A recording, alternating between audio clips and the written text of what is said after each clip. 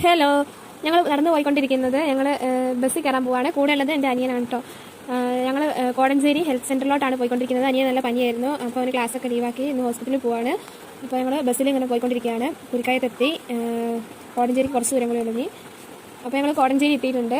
Kodanchery school ഗ്രൗണ്ടിൻ്റെ അതിലൂടെയാണ് നടന്നു പോകുന്നത്. നമ്മുടെ ഹോസ്പിറ്റലിലെത്തി. ഇവിടെ ഫാമിലി ഹെൽത്ത് സെൻറ്റർ കോടഞ്ചേരി എന്ന് എഴുതി വെച്ചിട്ടുണ്ട്. അപ്പോൾ ഞങ്ങൾ നടന്നു പോവുകയാണ് ഒ പി ടിക്കറ്റ് എടുക്കാനായിട്ട് ഹോസ്പിറ്റലിലോട്ട്. ഒ പി ടിക്കറ്റ് എടുത്തു. 138 ഇവിടെ നല്ല തിരക്കുണ്ടായിരുന്നു. അപ്പം കുറേ നേരം അങ്ങനെ പോസ്റ്റ് അടിച്ചിരുന്നു. അപ്പോൾ ഞങ്ങൾ ലൈബ്രറി ബുക്സ് ഒക്കെ നോക്കുകയാണ്. ഇത് വേളങ്കോട് NSS യൂണിറ്റ് കൊണ്ടുവച്ചിട്ടുള്ള ലൈബ്രറി ബുക്സ് ആണ്. മാക്സിമം എല്ലാവരും NSS യൂണിറ്റിനെ സപ്പോർട്ട് ചെയ്യണം. അങ്ങനെ ഞങ്ങൾ മരുന്ന് വാങ്ങാനായിട്ട് ഫാർമസിയിലോട്ട് പോവുകയാണ്. ഡോക്ടറെ കാണിച്ചു. മരുന്ന് വാങ്ങി ഞങ്ങൾ തിരിച്ചു പോന്നു. അത് കഴിഞ്ഞ് ഞങ്ങളൊരു ഫാൻസി കയറി.